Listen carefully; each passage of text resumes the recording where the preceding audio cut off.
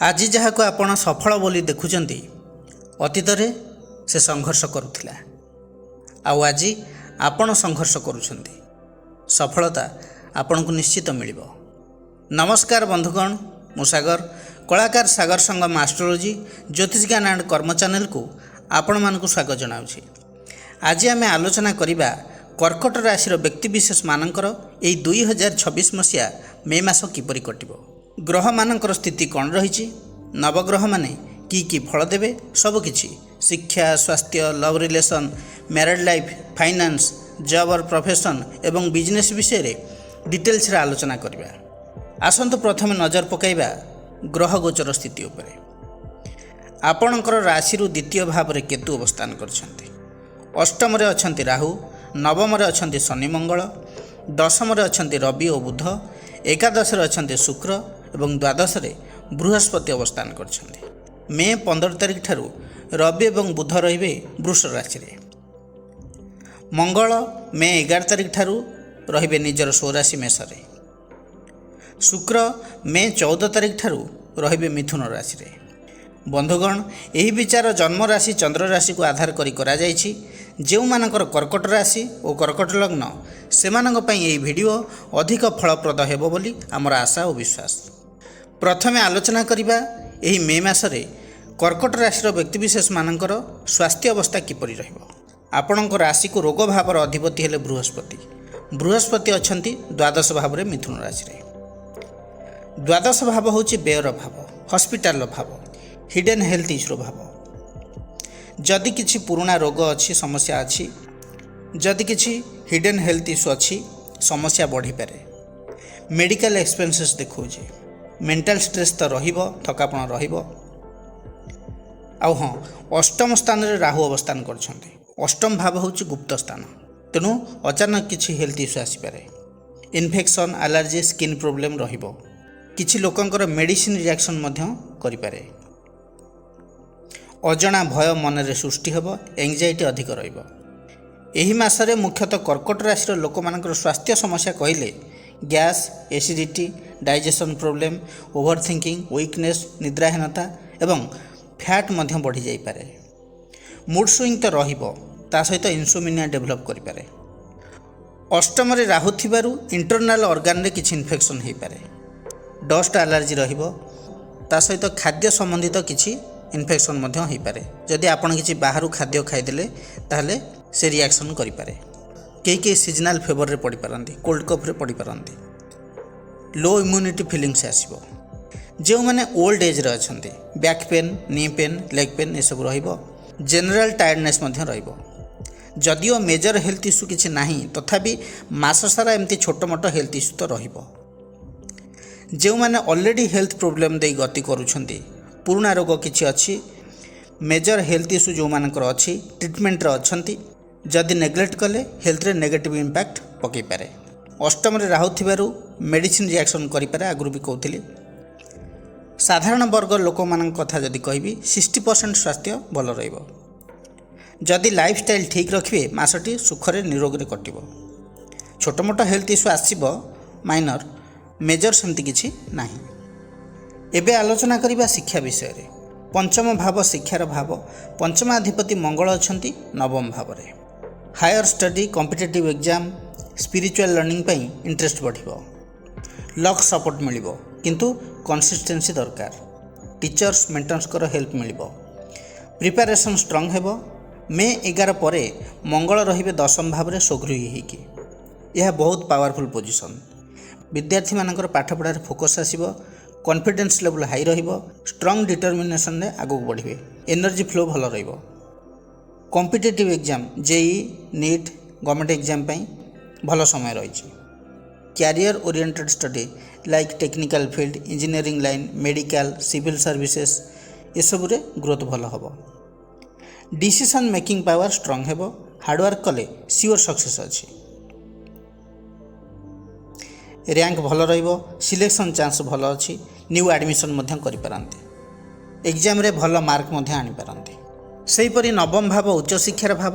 ନବମାଧିପତି ଅଛନ୍ତି ଦ୍ୱାଦଶରେ ଏବଂ ନବମରେ ଅଛନ୍ତି ଶନି। शनि एठारे आपन को डिसिप्लिन देउछंती स्लोली प्रॉपर वे रे आपण आगु को बढ़िबे। जे माने कॉलेज लेवल ले अछंती हायर स्टडी करूछंती शॉर्टकट भाव में किसी मिलबनी आपन को हार्डवर्क करिया को पड़िबो ही पड़िबो। बहुत समय गैप लेट कंपटीशन हो पारे। पॉजिटिव साइड रू जदि देखिबा जे माने रिसर्च बेस्ड स्टडी करूछंती पीएचडी करूछंती फिलोसफी लॉ ए सब करूछंती तांको पई बेस्ट टाइम रहिछि। डीप नॉलेज गेन करिवे लॉन्ग टर्म सक्सेस रहिछि। नवमाधिपति बृहस्पति जेहेतु द्वादश रे अछंती एब्रॉड स्टडी पई सुजोग रहिछि। फॉरेन कनेक्शन स्ट्रांग देखौछि। जो माने प्लानिंग करुथिले कि आउट ऑफ नेटिव रे घर ठारू डिस्टेंस रे रही हायर स्टडी करिया पई पाठ पढ़िया पई भल कॉलेज रे पाठ पढ़िया पई तांको पई 100% सुजोग रहिछि। न्यू कोचिंग हॉस्टल रे जॉइन करि पारंती। स्टडी टूर रे मध्य जाई पारंती। अधिकांश विद्यार्थी मानकर spiritual study research based study medical psychology रे इंटरेस्ट बढ़िबो। Foreign university online internal courses रे चांस रहिछि। ता सहित एक्सपेंसेस भी बढ़िबो। प्रॉपर प्लानिंग न हेले लॉस हो पारे।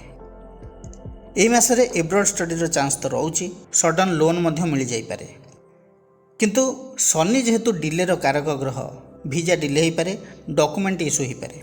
तेणु पेशेंस रखिया दरकार। नवम भाव होची उच्च शिक्षार भाव सेठार अछंती शनि एवं नवमाधिपति बृहस्पति द्वादश रे अछंती। तेणुक यही प्लेसमेंट कैरियर ओरिएंटेड स्टडी पई best. Law judiciary psychology research medical hospital management spiritual study philosophy यही सब रे जो माने हायर स्टडी करूछंती तांको पई बेस्ट रहिबो। शनि फाइनेंशियल प्रेशर दे पारे। एठी डिले तो हम निश्चित बेले बेले सेल्फ डाउट मध्य आसीबो। किंतु कर्कट राशि छात्र छात्री माने शिक्षा क्षेत्र में निश्चित भाव में नाम कमेबे। एई मे मास रे एबे आलोचना करिबा फाइनेंस विषय रे। द्वितीय भाव धनर भाव द्वितीयाधिपति रवि अछंती मेष राशि रे उच्चस्थ होइकी कर्म द्वारा धन आसीबो। रवि सहित बुध मध्य अछंती। तेणु बुद्धि कम्युनिकेशन एवं बिजनेस द्वारा इनकम आसीबो। मे 15 परे रवि बुध एकादश भाव को जिबे। एकादश भाव होची लाभर भाव। तेणु इनकम एक्टिवेट हेबो। मासर प्रथम 15 दिन मध्य जॉब और प्रोफेशन रु स्टडी इनकम रहिबो। कारण दशम भाव में रवि बुध रहउचंती। प्रमोशन इंक्रीमेंट रो जोग देखौची। रविर प्रभाव जेहेतु रहउची रवि पावरफुल रहउचंती उच्चस्थ रहउचंती मेष राशि रे। तेणु गवर्नमेंट अथॉरिटी लिंक रु प्रॉफिट मिलिबो। बिजनेस करुथिबा लोकमानक पई क्लाइंट ग्रोथ हेबार सुजोग रहिछि। ता सहित खर्च भी रहिबो। कारण बुध द्वादश भावर अधिपति द्वितीय पति युक्त रहउचंती। तापरे मे 15 परे रवि जेहेतु एकादश भाव में रहिबे लाभ स्थान में रहिबे इनकम बूस्ट हेबो। अचानक धन लाभ bonus incentives side income बढ़िबो। Networking रु बड़ लाभ देखौची। फ्रेंड सर्कल रु फाइनेंशियल अपॉर्चुनिटी मध्य आसी पारे। इन्वेस्टमेंट कले रिटर्न भी भल आसीबो। ऑनलाइन कम्युनिकेशन बेस्ड वर्क रे अधिक लाभ देखौची। मास आरंभ लाभर अधिपति शुक्र सुगृही रही आपणकर फाइनेंस को आहुरी शक्तिशाली करुछंती। मे 14 पर्यंत स्ट्रॉन्ग इनकम जोग रहुची। रेगुलर इनकम सहित एक्स्ट्रा इनकम साइड इनकम आसीबो। लग्जरी कंफर्ट क्रिएटिव फील्ड रु लाभ मिलिबो। कौनसी फीमेल सपोर्ट द्वारा पार्टनर द्वारा फाइनेंशियल गेन हो पारे। बिजनेस रे प्रॉफिट मार्जिन बढ़िबो। ऑनलाइन इनकम एफिलिएट मार्केटिंग रे सक्सेस हेबे आपण। सोशल सर्कल कंटाक्ट रु इनकम अपॉर्चुनिटी मध्य रही। एही मासरे ओवरऑल फाइनेंस स्थिति जदि कहबी शुक्र एकादश भाव में इनकम स्ट्रॉन्ग देखौची। रवि दशम भाव में धनपति उच्चस्थ कैरियर स्ट्रॉन्ग पोजिशन रहिबो। बुध जेहेतु वाणिज्य कारक ग्रह तेणुक कम्युनिकेशन स्ट्रॉन्ग रहिबो।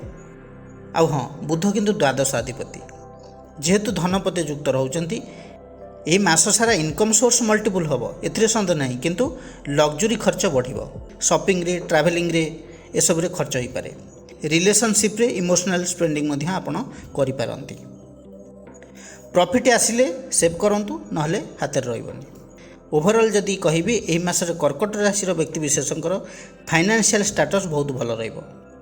प्रॉफिट तुलन रे सेविंग्स टिके कमी पारे नहले भल अछि। एबे आलोचना करिबा लव रिलेशन विषय रे।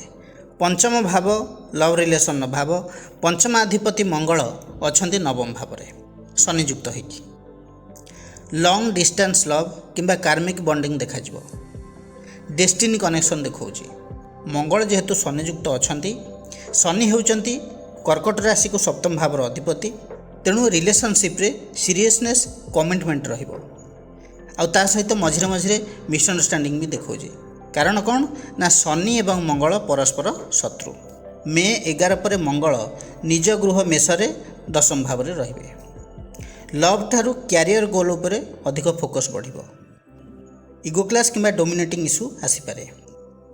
जो माने सिंगल अछंती मे 10 भितर कि स्पेशल पर्सन लाइफ रे एंट्री करि पारंती।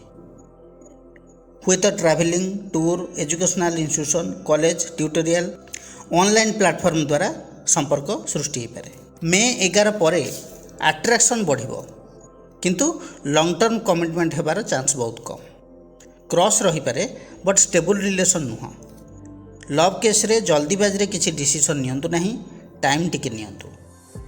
जो माने टीनेजर अछंती 15 ରୁ 19 एज मध्य अछंती, कहा प्रति इमोशनल अटैचमेंट बहुत बढ़ी जाई पारे। किंतु शनिंकर इन्फ्लुएंस थिबारु मे 10 मध्य family pressure, study pressure, restriction आसी पारे। मे 11 पर डिस्ट्रैक्शन बढ़िबो। क्यारियर, स्टडी ता सहित लव कॉन्फ्लिक्ट ये सब टेंशन क्रिएट करिवो। एंगरनेस बढ़ी जाई पारे। स्वभाव रे उग्रता तथा मूड स्विंग मध्य रहिबो। आउ जो माने ऑलरेडी 4-5 वर्ष हबो रिलेशन रे रहिलेनी, ओल्ड लवर्स माने एई मे 10 भितर बॉन्डिंग डीप हेबो। लव को नहीं फ्यूचर प्लानिंग मध्य करि पारंती। मैरिज डिस्कशन हो पारे। शनि मंगल सहित थिबार मिसअंडरस्टैंडिंग तो रहिबो ही रहिबो। डिस्टेंस, ट्रस्ट इश्यू रिलेशन को नहीं टेस्ट करिवो। मे 11 पर पार्टनर को जदि आप टाइम न देले तेबे कॉन्फ्लिक्ट बढ़ी पारे। ओवरऑल जदि कहबी लव लाइफ ए मासरे एवरेज रहिबो। एबे आलोचना करिबा विवाह और दाम्पत्य जीवन विषय रे। सप्तम भाव विवाह अनुकूल भाव, दाम्पत्य जीवनर भाव। सप्तमाधिपति शनि अछंती नवम भाव रे। भाग्य द्वारा संपर्क शक्तिशाली हेबो। दाम्पत्य जीवन रे अंडरस्टैंडिंग एवं इमोशनल बॉन्डिंग बढ़िबो। सप्तमाधिपति मीन राशि रे जेहेतु अछंती, मीन राशि होची जल तत्वर राशि। फल प्रेम भावना एवं समर्पण बढ़िबो। पति पत्नी मध्य रे संपर्क मधुर हेबो। उभय स्पिरिचुअल ट्रैवल करि पारंती। दुहिं मध्य रे म्यूचुअल सपोर्ट बढ़िबो। किंतु शनि जेहेतु वैराग्यर कारक ग्रह मीन राशि रे रहउचंती, बेले बेले ओभर इमोशनल किंबा मिसअंडरस्टैंडिंग हेबार जोग देखौची। जो माने रिलेशनशिप रे अछंती ए मासरे रिलेशनशिप मैरिज को कन्वर्ट हेबार स्ट्रांग चांस रहिछि। फैमिली सपोर्ट मध्य मिलिबो। जो माने सिंगल अछंती भाग्यर सहयोग रे स्पेशल लोकंग सहित देखा ही पारे। लॉन्ग टर्म रिलेशनशिप आरंभ हो पारे। अविवाहित मानकर मैरिज हो जिवो। अष्टम भाव रे राहु रहउचंती। अष्टम भाव होचे secret, trust, intimacy, sudden problem रो भाव। एठारे राहु थिबारु संदेह पार्टनर प्रति केतेबेले केमते सृष्टि हो पारे। मिसअंडरस्टैंडिंग एवं हिडन इश्यू आसी पारे। स्वामी स्त्री मध्य रे इमोशनल डिस्टेंस मध्य हो पारे। जो मानकर ऑलरेडी मैरिड लाइफ रे अनेक दिन धरी प्रॉब्लम चली, अष्टम रे राहु आहुरी कन्फ्यूज करदब रिलेशन को। छोट कथारू बड़ झगड़ा हो पारे। पार्टनर को ऊपर अनावश्यक डाउट बढ़ी पारे। पास्ट इश्यू को लेकिन टेम्पोरारी सेपारेशन मध्य किछि लोकंकर हो पारे। परस्पर को छाड़ी अलग रही पारंती। सेहीपरि पॉजिटिव साइड जदि देखिबा, सप्तमाधिपति नवम रे थिबारु अनेक नेगेटिव इफेक्ट को कंट्रोल करिवो। प्रॉब्लम को सॉल्व करिवो। समस्या थिले मध्य रिलेशनशिप कंप्लीटली भांगिबनी। टाइम सहित सिचुएशन इंप्रूव हेबार चांस रही। भाग्य सपोर्ट करिवो। जो कर्कट राशि दाम्पत्य जीवन में समस्या चलुची तांको पई प्रैक्टिकल टिप्स होची कौन, डाउट करिया पूर्वरु क्लियर कम्युनिकेशन रखंतु। थर्ड पर्सन कर इंटरफियरेंस को अवॉइड करंतु। पास्ट कथा आनिकी निज निज मध्य फाइट करंतु नहीं। इमोशनली कौन से डिसीजन नियंतु नहीं। जदि सठिक भाव में सिचुएशन को हैंडल करिले तेबे दाम्पत्य जीवन में निश्चित भाव में सुधार आसिबो। एबे आलोचना करिबा जॉब और प्रोफेशन विषय रे। कर्माधिपति मंगल अछंती शनियुक्त होइकी नवम भाव रे।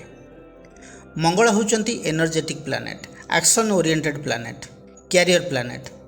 ଶନି ହେଲେ ଡିସିପ୍ଲିନ୍ର କାରକ ଗ୍ରହ, ଡିଲେର କାରକ ଗ୍ରହ।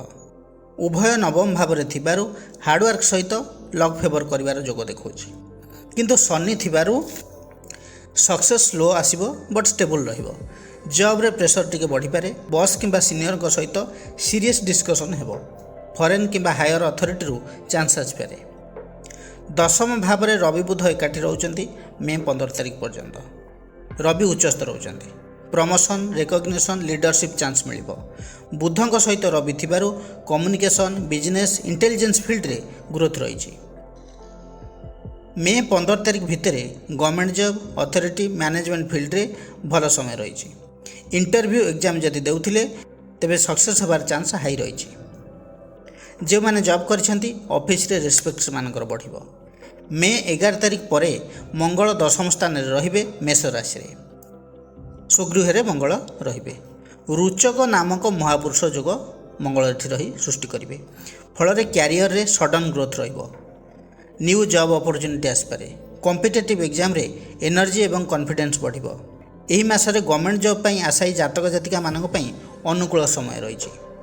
ମେ 11ରୁ ମେ 15 ଏହି ସମୟ ମଧ୍ୟରେ ରବି, ବୁଧ, ମଙ୍ଗଳ ଦଶମ ଭାବରେ ସଂଯୋଗ ହେବେ। ଏକ ଗୋଲ୍ଡେନ୍ ଟାଇମ୍ ରହୁଛି। ଏହି ସମୟ ମଧ୍ୟରେ ଜବ୍ ହେବାର ପସିବିଲିଟି 100% ରହିଛି। ନିଶ୍ଚିତ କିଛି ଶୁଭ ସଂକେତ ମିଳିବ। Exam clear, interview call, result ଏସବୁ ପଜିଟିଭ୍ ଆସିବ। ଅଲରେଡ଼ି ଯେଉଁମାନେ ପ୍ରିପାରେସନ୍ କରୁଥିଲେ ଏହି ମାସ ହେଉଛି ବ୍ରେକ୍ ଥ୍ରୁର ମାସ। ଶନି ଯୋଗୁଁ ଇମିଡ଼ିଏଟ୍ ଜଏନ୍ ନ ହୋଇପାରେ ବଟ୍ ଜବ୍ କନଫର୍ମ ହୋଇଯିବ। ଓଭରଅଲ୍ ଯଦି କହିବି ତେବେ ମେ 11 ପରେ ଗଭର୍ଣ୍ଣମେଣ୍ଟ ଜବ୍ର ଷ୍ଟ୍ରଙ୍ଗ ଚାନ୍ସ ରହିଛି। ସବୁଠାରୁ ଷ୍ଟ୍ରଙ୍ଗ ଚାନ୍ସ ରହିଛି କେଉଁଥିରେ ନା ଡିଫେନ୍ସ, ଆର୍ମି, ପାରାମିଲିଟାରୀ ସର୍ଭିସ୍। କାରଣ ମଙ୍ଗଳ ସୋଲଜର, କରେଜର କାରକ ଗ୍ରହ। ରବି ହେଲେ ଗଭର୍ଣ୍ଣମେଣ୍ଟର କାରକ ଗ୍ରହ। ଶନି ହେଲେ ଡିସିପ୍ଲିନର କାରକ ଗ୍ରହ। ତେଣୁ army, navy, air force, CISF, BSF, ସିଆର୍ପିଏଫ୍ରେ ଗୋଲ୍ଡେନ୍ ଚାନ୍ସ ରହିଛି। ଯେଉଁମାନେ ଏହି ଲାଇନ୍ରେ ଟ୍ରାଏ କରୁଛନ୍ତି ଜବ୍ ହେବାର 100% ପସିବିଲିଟି ରହିଛି। ଫିଜିକାଲ୍ ଏବଂ ରିଟିନ୍ରେ ପିଲାମାନେ କ୍ୱାଲିଫାଏ କରିଯିବେ। ପୋଲିସ, ସିକ୍ୟୁରିଟି ଫୋର୍ସ, ସିଆଇଏସ୍ଏଫ୍ ଏ ମଧ୍ୟ ହାଇଲି ଫେଭରେବୁଲ୍ ରହୁଛି ଜବ୍ ପାଇଁ। ପୋଲିସ ଜବ୍ ମିଳିବାର ଷ୍ଟ୍ରଙ୍ଗ ଯୋଗ ଦେଖାଉଛି। ସିଆଇଏସ୍ଏଫ୍, ସିକ୍ୟୁରିଟି ଫୋର୍ସରେ ସିଲେକ୍ସନ୍ ଚାନ୍ସ ରହିବ। ପ୍ରାଇଭେଟ୍ ସିକ୍ୟୁରିଟି ମ୍ୟାନେଜମେଣ୍ଟରେ ମଧ୍ୟ ଗ୍ରୋଥ୍ ରହିଛି। ମେ 11 ପରେ ଆପ୍ଲାଇ ବା ପ୍ରିପାରେସନ୍ କଲେ ବେନିଫିଟ୍ ମିଳିବ। ଇମର୍ଜେନ୍ସି ସର୍ଭିସ୍, ଫାୟାର ଏ ମଧ୍ୟ ମଙ୍ଗଳଙ୍କର ଫିଲ୍ଡ। ତେଣୁ ଫାୟାର ଅଫିସର, ଫାୟାରମ୍ୟାନ୍ ଜବ୍ ପାଇଁ ଯେଉଁମାନେ ଟ୍ରାଏ କରୁଛନ୍ତି ଜବ୍ ମିଳିବାର ସମ୍ଭାବନା ରହିଛି। ଯେଉଁମାନେ ଅଲରେଡ଼ି ଏହିସବୁ ଜବ୍ରେ ଇନଭଲ୍ଭ ଅଛନ୍ତି ସେମାନେ ବେନିଫିଟେଡ୍ ରହିବେ। ରିକ୍ସ ହ୍ୟାଣ୍ଡେଲ୍ ଜବ୍ରେ ସକ୍ସେସ୍ ରହିଛି। Railway job, group D, RPF, technical ପୋଷ୍ଟରେ ଚାନ୍ସ ରହିଛି। କିନ୍ତୁ କମ୍ପିଟିସନ୍ ଏଥିରେ ଟିକେ ଅଧିକ ରହିବ। କେବଳ ଗଭର୍ଣ୍ଣମେଣ୍ଟ ଚାକିରି କାହିଁ, ପ୍ରାଇଭେଟ୍ ସେକ୍ଟରରେ ମଧ୍ୟ ଅପରଚ୍ୟୁନିଟି ରହିଛି।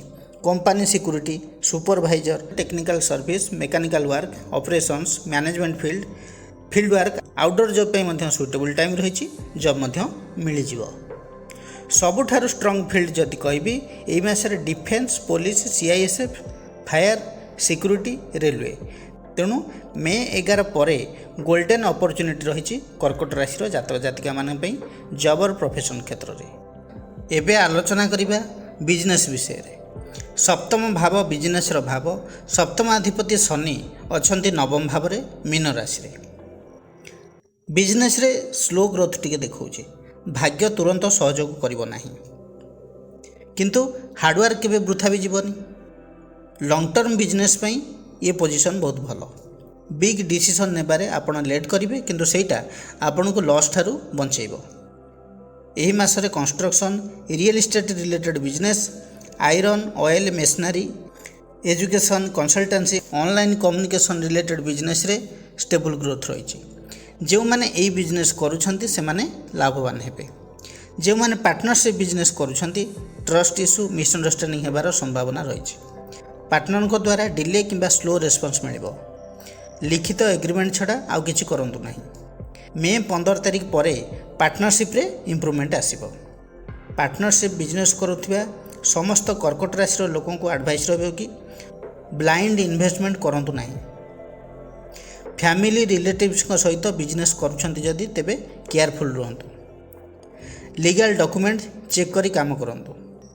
ଏହି ମେ ମାସରେ ବିଜନେସରେ ଷ୍ଟାର୍ଟିଂ ସ୍ଲୋ କିନ୍ତୁ ଏଣ୍ଡିଂ ବେଟର ରହିବ। ଶନି ଗ୍ରହ ରିଲେଟେଡ୍ ବିଜନେସ୍ ଯେଉଁମାନେ କରୁଛନ୍ତି ସେମାନେ ଲାଭବାନ ହେବେ। କର୍କଟ ରାଶି ପାଇଁ ଶନି ସପ୍ତମ ଭାବର ଅଧିପତି ଅଛନ୍ତି, ଭାଗ୍ୟସ୍ଥାନରେ ଯେହେତୁ ଅଛନ୍ତି ତେଣୁ ଭାଗ୍ୟ ଧୀରେ ଧୀରେ ସପୋର୍ଟ କରିବ। ଶନି ଡିସିପ୍ଲିନ୍ ଏବଂ ହାର୍ଡ଼ୱାର୍କକୁ ରିୱାର୍ଡ଼ ଦେଇଥାଏ। ଯେଉଁମାନେ hardware, iron, petrol, factory work, warehousing, oil, lubricant related work, construction material supply, plumbing, steel, transportation, security service ଏସବୁ ଫିଲ୍ଡରେ ଇନଭଲ୍ଭ ଅଛନ୍ତି ସେମାନେ ଲାଭବାନ ହେବେ। ପୁରୁଣା କ୍ଲାଏଣ୍ଟଙ୍କ ଠାରୁ ଅଧିକ ବେନିଫିଟ୍ ମିଳିବ। ମେ 11 ପରେ ବିଜନେସରେ ଇମ୍ପ୍ରୁଭମେଣ୍ଟ କ୍ଲିୟର ହେବ। କର୍କଟ ରାଶିର ବ୍ୟକ୍ତିବିଶେଷମାନେ ପ୍ରତିକାର କ'ଣ କରିବେ? ଆପଣଙ୍କର ରାଶିର ଅଧିପତି ହେଲେ ଚନ୍ଦ୍ର। ଚନ୍ଦ୍ରଙ୍କର ବୀଜ ମନ୍ତ୍ରକୁ ଜପ କରନ୍ତୁ। ମନ୍ତ୍ରଟି ହେଲା ଓଂ ଶ୍ରାଂ ଶ୍ରୀଂ ଶ୍ରୌଂସ ଚନ୍ଦ୍ରମସେ ନମଃ। ଦୈନିକ 108 ଥର ଜପ କରନ୍ତୁ। ଏହି ମାସଟି ମାନସିକ ଚିନ୍ତା ତଥା ଅନିଶ୍ଚିତତା ମଧ୍ୟରେ ଯାଇପାରେ। ରାହୁ ଅଷ୍ଟମରେ ଅଛନ୍ତି, ତେଣୁ ରାହୁଙ୍କର ଅଶୁଭତ୍ୱ ନାଶ ପାଇଁ ଓଂ ରାଂ ରାହବେ ନମ ମନ୍ତ୍ରକୁ ଜପ କରନ୍ତୁ। ଦୁର୍ଗା ଚାଳିଶା ପାଠ କରନ୍ତୁ। ଶନିଙ୍କ ଶାନ୍ତି ପାଇଁ କଳା ତିଳ, କଳା ବସ୍ତ୍ର ଦାନ କରନ୍ତୁ। ପ୍ରତ୍ୟେକ ମଙ୍ଗଳବାର ଦିନ ହନୁମାନ ଚାଳିଶାର ପାଠ କରନ୍ତୁ। ହନୁମାନଙ୍କୁ ଲାଲ ଫୁଲ ଅର୍ପଣ କରନ୍ତୁ। ଆପଣଙ୍କ ପାଇଁ ଶୁଭ ରହିବ। ବନ୍ଧୁଗଣ, ଏହା ଥିଲା କର୍କଟ ରାଶିର ବ୍ୟକ୍ତିବିଶେଷମାନଙ୍କ ପାଇଁ ମେ ମାସର ଭାଗ୍ୟଫଳ ବିଷୟରେ ଆଲୋଚନା। ଯଦି ଭିଡ଼ିଓଟି ଭଲ ଲାଗିଥାଏ ତେବେ ଲାଇକ୍, କମେଣ୍ଟ, ସେୟାର କରିବା ପାଇଁ ଜମାରେ ବି ଭୁଲିବେ ନାହିଁ। ପୁଣି ଆସିବି ଆଉ ଏକ ନୂଆ ଅଧ୍ୟାୟକୁ ନେଇ। ସେ ପର୍ଯ୍ୟନ୍ତ ରହୁଛି ନମସ୍କାର।